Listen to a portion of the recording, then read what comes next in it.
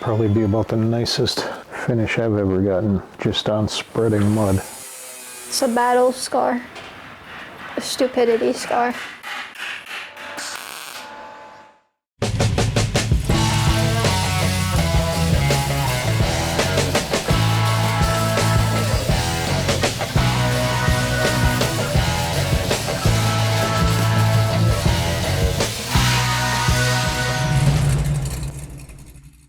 Hey everyone, welcome back to Drybonesgarage Garage. This episode is a part of a series where me and my dad take a 63 Corvair and a G-body frame and combine them together to create a hot rod. In this episode we did some more cut and butt on the rear quarter of the car, as well as a few other things. So I hope you guys enjoy that, and I'll see you at the end of the episode. To start off, I added footage of a few extra things Dad did with the deck lid a while ago.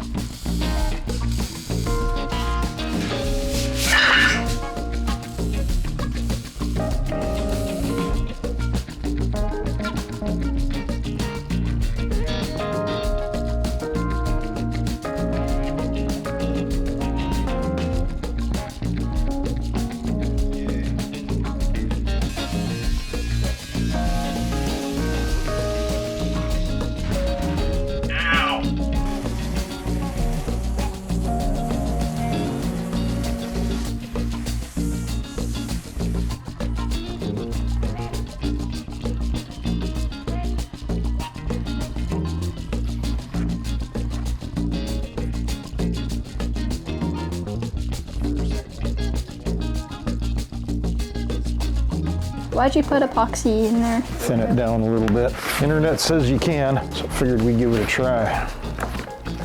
Makes it easier to work with. That's kind of our low spot. That's a high spot, so kind of drag this through the low spot.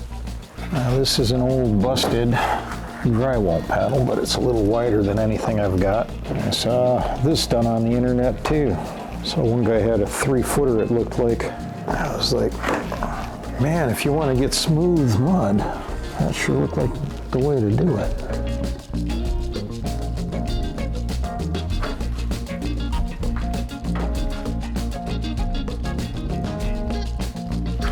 It isn't perfection, but if this stuff sets up like it's supposed to, it'll probably be about the nicest finish I've ever gotten just on spreading mud.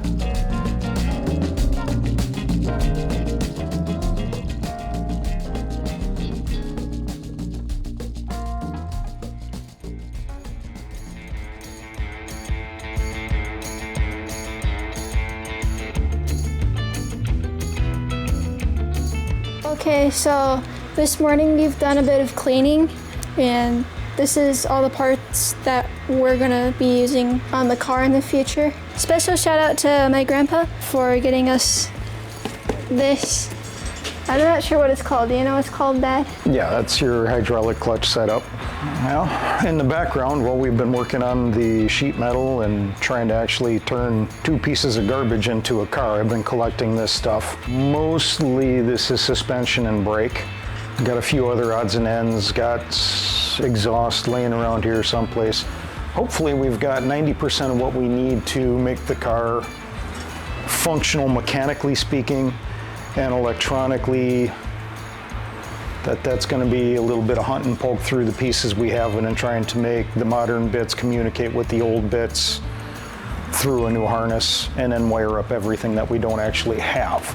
Whole lot going on, and we still got a fair amount of fabrication that still needs to be done yet. It's just a matter of deciding what we have footage for, what's the next hottest priority or the biggest dumpster fire that needs to get put out. So plugging away. So we gotta make some decisions here.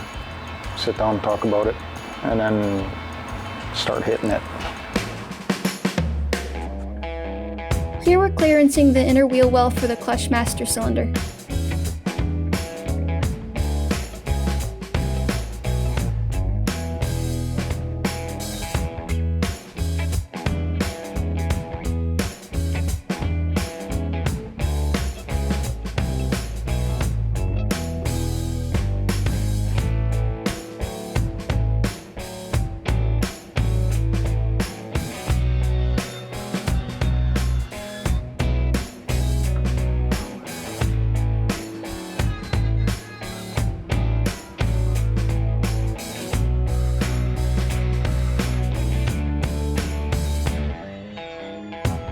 Woo-wee.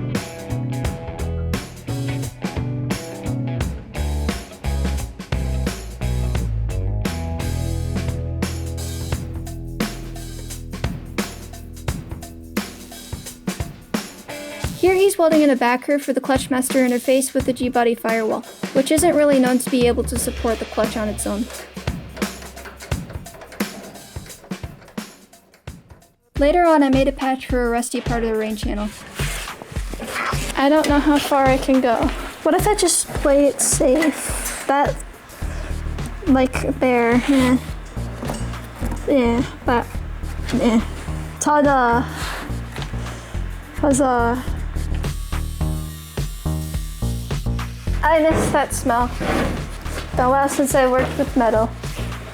I think I'm gonna approach it from another angle. This.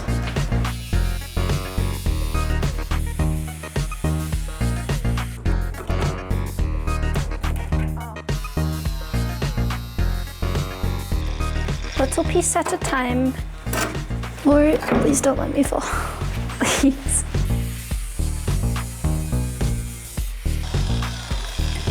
Hot. Whew.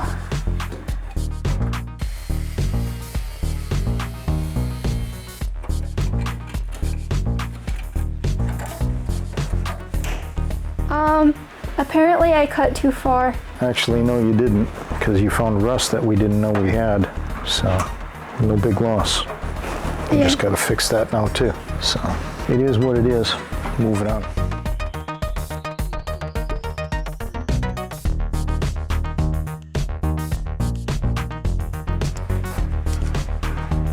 Hey Dad, is this good? Or? Yeah, that's plenty for now. What I would do is I would make my shape and make it just a tick bigger than this. And then you can either lay it in and then start trimming this back, which I like to do that because this is all rigid. You can use two hands to do whatever shaping you have to do to make the pieces fit. But you're also gonna have to strip some of this paint away too.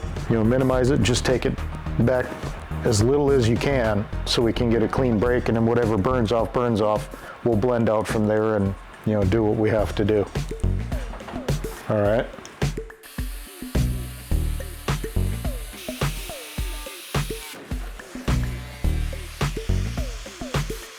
Oops. Oh, shite. You got the glass too. I did? Yeah, that ain't buffing out. Oops. It's a battle scar. A stupidity scar. I feel bad now. We had a tool safety discussion after that.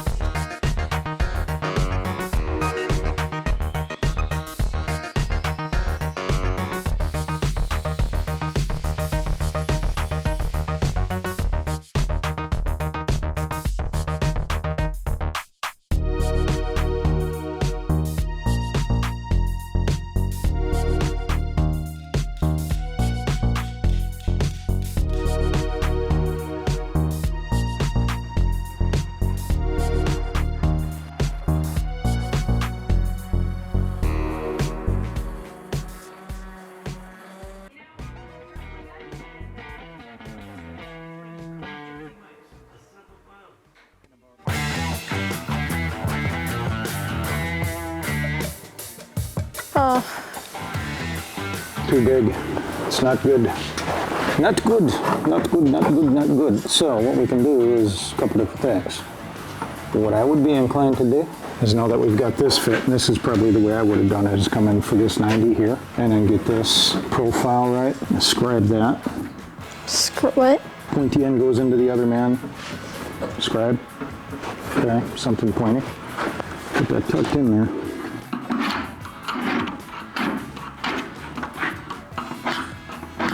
Well, what I would do is I would probably hammer this back flat. Unfortunately, with steel, you can do that reasonably close.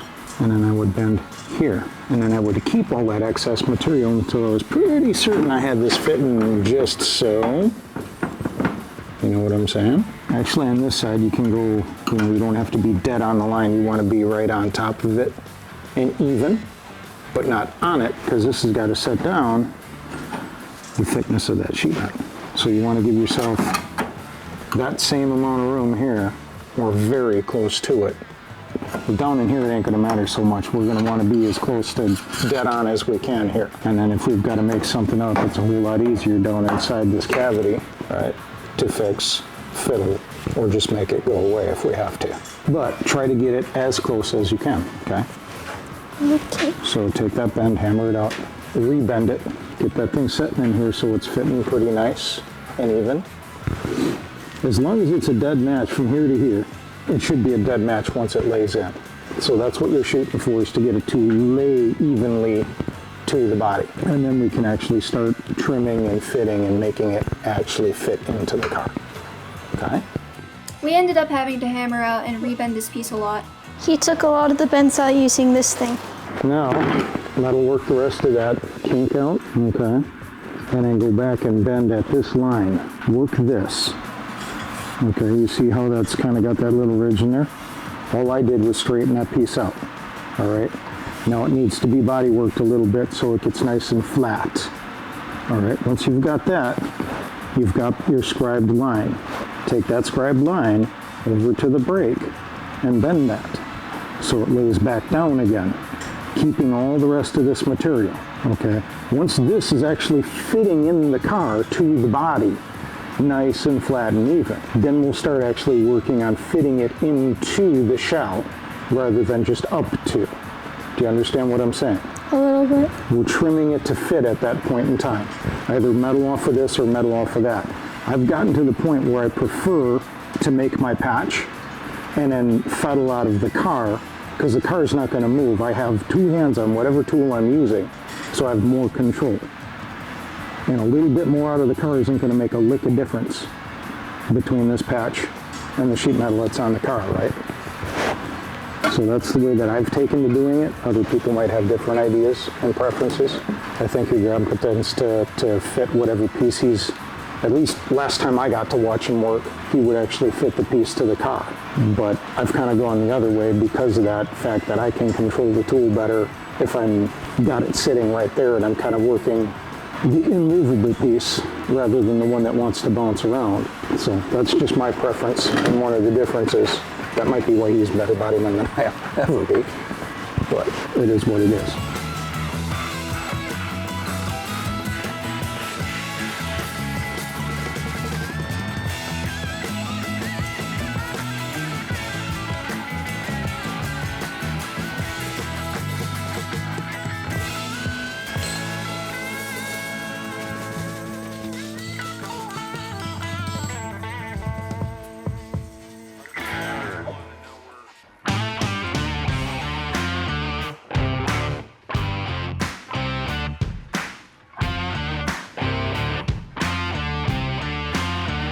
I mean, that's like, I'm not going to say laser close, but it is, if we could get an arc in this and trying to do that.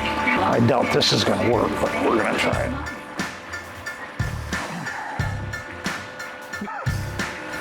Am I nuts? Is that actually working? No.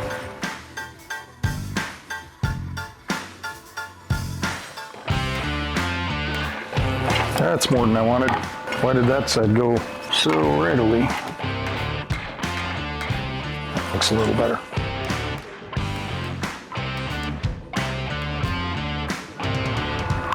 We're doing this wrong. If we mark this side, we can transfer it to the other side.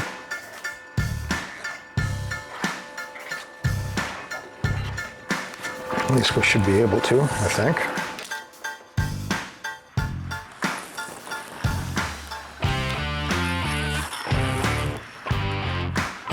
Apparently we need to create a radius, and Dad has a rod here that he's gonna... It's just a TIG rod. We're gonna see if we, fudge, that thing moved again. If we can create a radius with it. Just kind of soften the corner, TIG.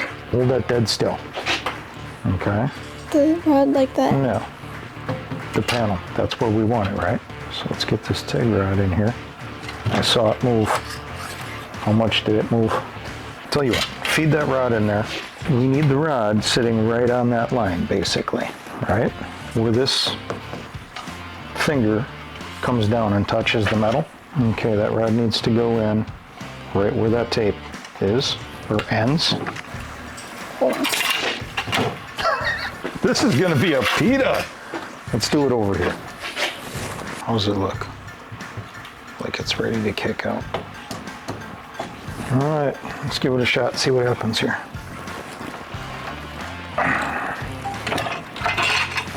Was it supposed to look like that? It gave us a radius. I don't know if it's going to be a gentle enough one. That looks about like what we needed.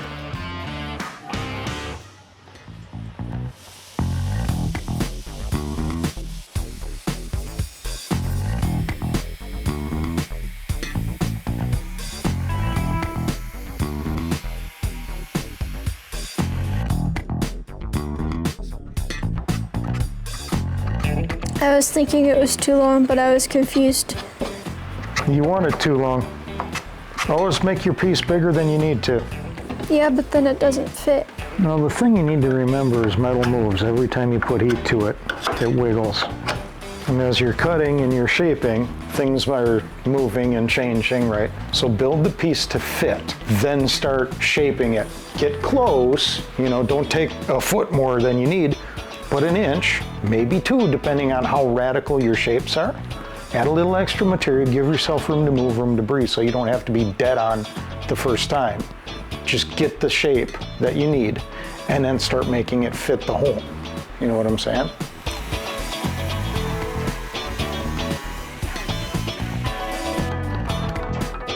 Right.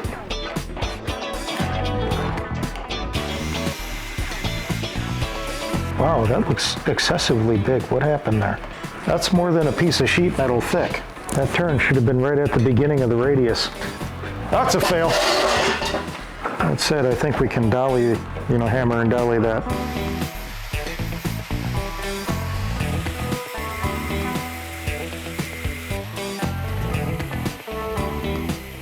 Still not the way I'd like it, but a lot of that's going to get cut off anyways, so I'm not going to get too excited about it yet.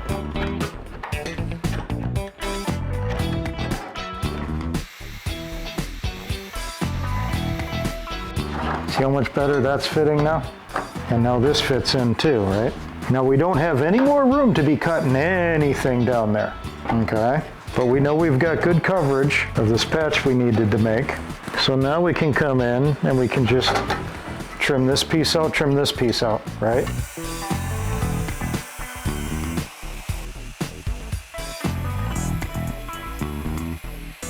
Why'd you cut that weird little notch into this thing? So I could get it to fit in the car. Okay, that needs to come out. Why'd you color that black? Because when you're trimming pieces, it's a lot easier to control a mobile tool on an immobile object with 2 hands, right? I do remember you talking about that. Yes. So, what I would do is I would get that rotary tool with a burr and then start working and just nibbling bit by bit right up to this line, the smallest one, okay? Once you get there, start testing this. It should be slightly small, okay? At that point in time, it's going to be a little nick here, a little tuck there, just teeny tiny adjustments until this thing is fitting in here the way you want it, okay? At that point in time, we can clamp it down and spot it in, and then we can start welding once we've got that laid out nice and even. You know what I'm saying? Yeah. Okay. Now, what bothers me about this is we're stretching that metal right now. Okay, that's more than you need, but it's got, generally speaking, something of an arc in it. You see that? The arc? What do you mean by arc? If you look at the shape of the sheet metal, it's got a bit of an arc. Yeah, I noticed. Okay, it should follow the body line fairly close. Oh. Okay, fiddle with it, play with it until you're comfortable with it. All right, Then we'll spot it in and try and do a better job of matching up the edges than I did over here because I got arrogant and thought I had it. Okay? Okay. All right.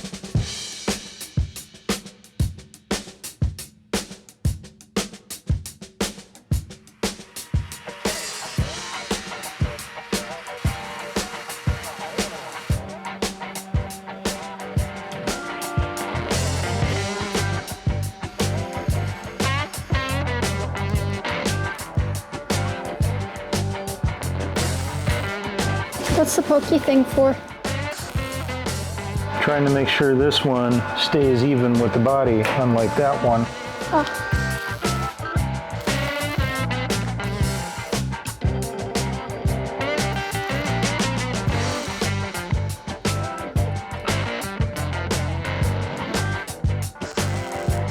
Ew.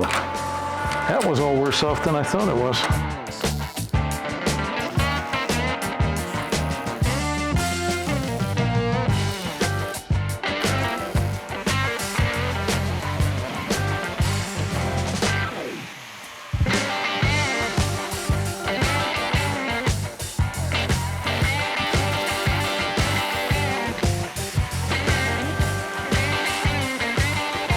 It doesn't look bad, I don't think, so far.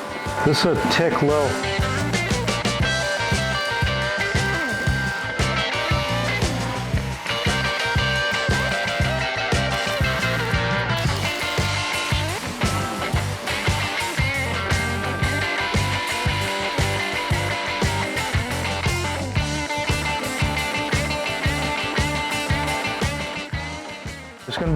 We're gonna have to finish this up, obviously.